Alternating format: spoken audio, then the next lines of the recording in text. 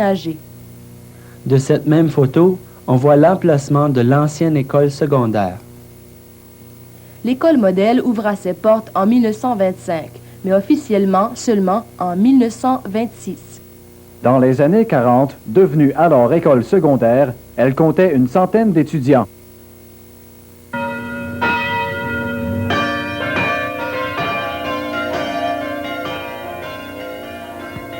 En 1926, le village prend de l'ampleur avec l'installation de l'électricité. Cet événement s'était fait attendre depuis longtemps. Voici une vue de ce que la rue principale en direction ouest ressemblait lorsqu'elle fut rebâtie en 1919, soit après l'incendie. Les maisons à l'arrière-plan ont été rebâties sur le site du sinistre. En nous dirigeant vers l'est, on y voit l'hôtel commercial, le bureau de poste de M. Bruyère et le magasin Maheu.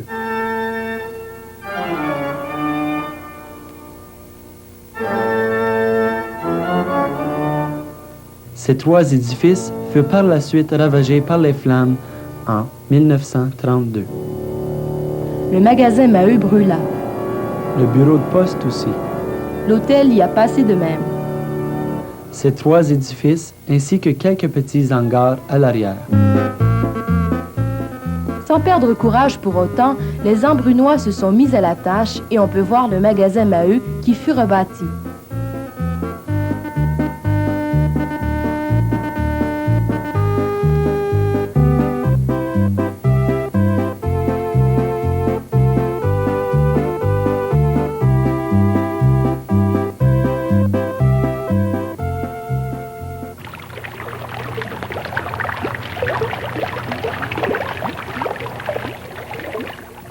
En 1937, la rivière Castor sort de son lit et le pont a été emporté par les glaces en 1946.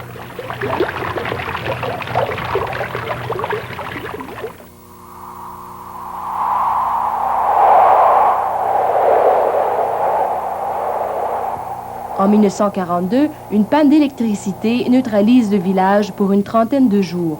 Les fils électriques, entourés de glace, se brisaient à cause du froid de cet hiver rigoureux.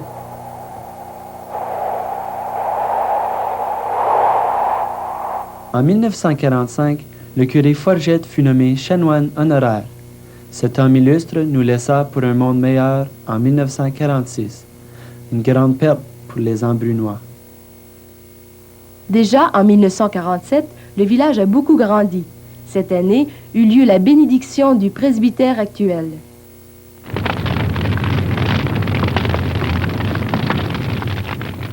En 1949, l'école secondaire est la proie des flammes. Au feu, au feu! Amenez vite d'autres boyaux! Capitaine, il fait trop froid! Les portes ne font geler! On va l'échapper! Mais Embrun n'avait pas perdu pour toujours son high school, comme on l'appelait dans le temps. Grâce à l'acharnement, mais surtout à l'entêtement d'Embrunois déterminés à ce que le village ait son école secondaire, on construisit cette nouvelle école en 1952. Au 125e anniversaire, elle comptait à peine 29 ans, c'est-à-dire qu'elle n'avait vu que le dernier cinquième de l'histoire d'Embrun. Mais ce que les Embrunois fêtaient en 1981, ce n'était pas seulement cette dernière partie de leur histoire. Il y avait aussi un peu moins de 100 ans qu'on voulait se rappeler et célébrer. Un comité, le comité du 125e anniversaire, s'est donc formé pour voir à l'organisation de festivités. Il se réunissait régulièrement au presbytère de l'église du village.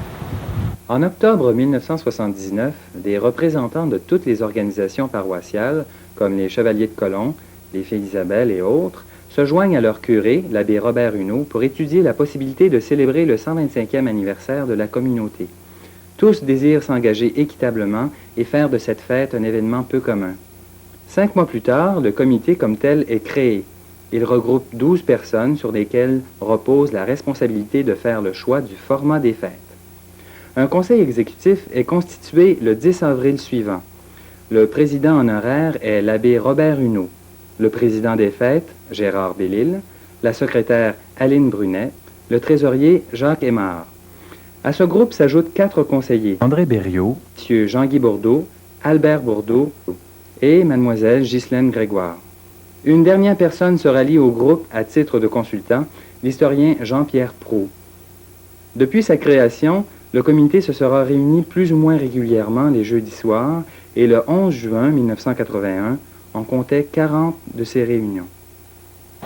Et c'est tout juste à côté de l'endroit où se réunissait le comité, c'est-à-dire à l'église d'Embrun, que se déroula le 11 janvier la première activité des fêtes qu'on réservait à la population. Une messe inaugurale chantée par un invité de marque, Monseigneur Gilles Bellil, évêque auxiliaire d'Ottawa. Au nom du Père et du Fils et du Saint-Esprit. Amen. Que Dieu notre Père et Jésus-Christ notre Seigneur vous donne la grâce et la paix. Béni soit-il maintenant. Chers amis, frères et sœurs dans la foi au Christ ressuscité, hier n'est plus, demain n'est pas encore là. C'est aujourd'hui que nous sommes, c'est aujourd'hui qu'il faut vivre. Et puis les solutions aux problèmes actuels, aux situations actuelles, on ne trouve pas ça tout fait dans les tiroirs des archives ou dans les dossiers du passé. Il faut se servir de l'énergie, puis le courage, puis l'idéal qui a provoqué ce qui a été fait pour faire encore des choses plus grandes. On vient en même temps aussi remercier le Seigneur parce qu'il n'y a pas grand-chose qui se fait sur la terre des hommes sans que le Seigneur y soit. Et cette année 1981, c'est le tour de Saint-Jacques d'Embrun qui, face à l'avenir, peut faire revivre le passé. C'est une valeureuse communauté qui a grandi au bord du Castor, qui vient se rappeler son histoire. Et ce matin, Embrun commence à chanter son émerveillement. Embrun commence à chanter sa gratitude parce que le Seigneur a agi avec beaucoup de libéralité, de bonté et d'amour envers vous tous. Amen. Pascal et Éric Brisson, leurs parents Jean-Roch et Muriel, et leurs grands-parents Rodolphe et Patricia Brisson, présentèrent les offrandes de cette messe un peu spéciale, commémorant 3 générations de foi chrétienne.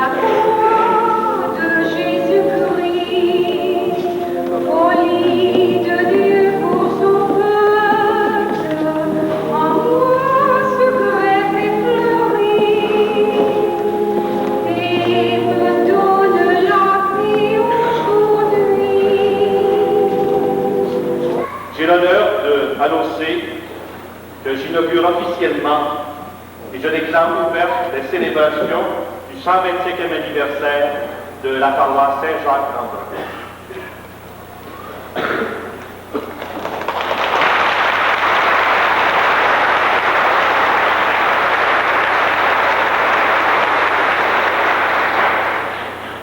Après la cérémonie religieuse, Jean-Pierre Proulx, historien de la région, eut l'honneur de dévoiler les armoiries d'Embrun et d'en expliquer la symbolique. Les Embrunois purent ensuite entendre, en primeur, la chanson-thème du 125e anniversaire. Composée et écrite par le curé du village, elle s'intitule « Sur les bords du Castor ». J'ai voulu une mélodie qui soit entraînante, qui soit simple, qui soit facile à chanter. Et puis ensuite, j'ai tenu compte du passé, du présent, puis de l'avenir. J'ai tenu compte du passé, des pionniers qui ont défriché ce coin de pays, qui à ce moment-là était un coin quand même assez obscur, assez ignoré.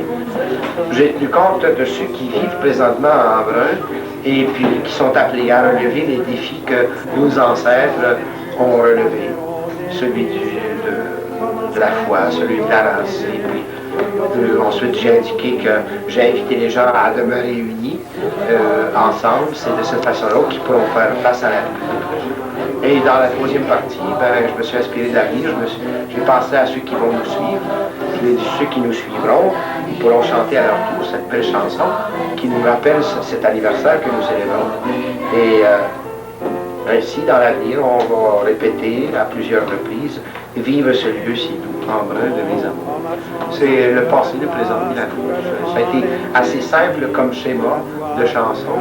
Et puis aussi, au point de vue musique, je pense que j'ai tenu compte de certains éléments de base pour un chant. C'est ça, un chanteur. Après tous ces événements, les paroissiens présents furent invités à boire une coupe ou deux de vin à la longue vie du village. Tôt le lendemain matin avait lieu un événement des plus remarqués, le mariage de Joanne Bourdeau et d'André Lavoie. Mais qu'est-ce qu'il y a de si spécial à un mariage, direz-vous? Eh bien, c'est que celui-ci sortait un peu de l'ordinaire, en ce sens qu'il était célébré à la mode d'antan, à l'époque où les voitures comme celle-ci et les chapeaux haute forme étaient encore chose commune.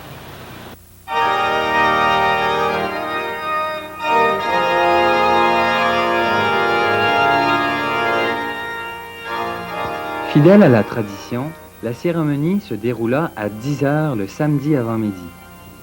Pour symboliser leur union conjugale, le jeune couple alluma un cierge placé à cette fin dans l'église.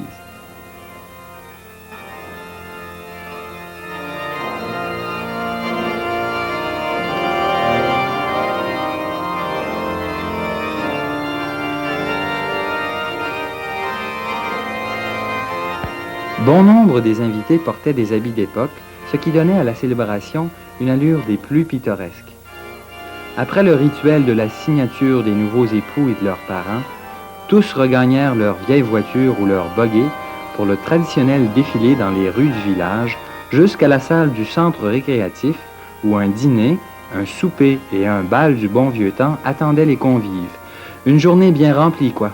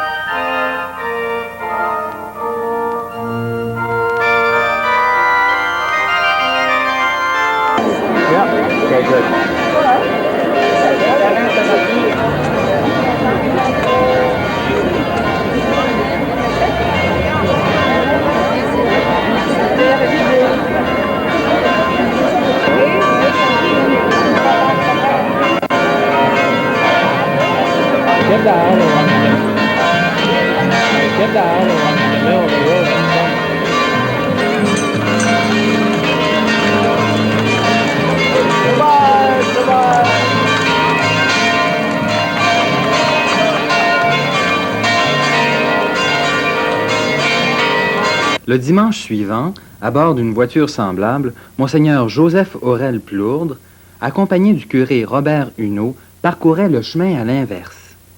Le préfet et son épouse, ainsi que des représentants du comité des festivités, suivaient le cortège. Une délégation des 4e degrés des Chevaliers de Colomb accueillait l'archevêque d'Ottawa. Bien, je dois dire que c'est peut-être une des plus belles fêtes que l'on puisse avoir dans une paroisse parce qu'il n'y a pas de fête comme ça qui réunit les paroissiens ensemble. C'est pas juste une famille, c'est toutes les familles de la paroisse qui se sentent concernées par un centenaire. Et il y a les costumes, comme le mien par exemple, et ceux des autres aussi, qui rappellent une époque et qui est chère au cœur de plusieurs paroissiens qui sont plus âgés. Alors j'ai dit aux organisateurs que c'était magnifique, vraiment ils méritent des félicitations, c'est une des fêtes les mieux organisées que j'ai vues.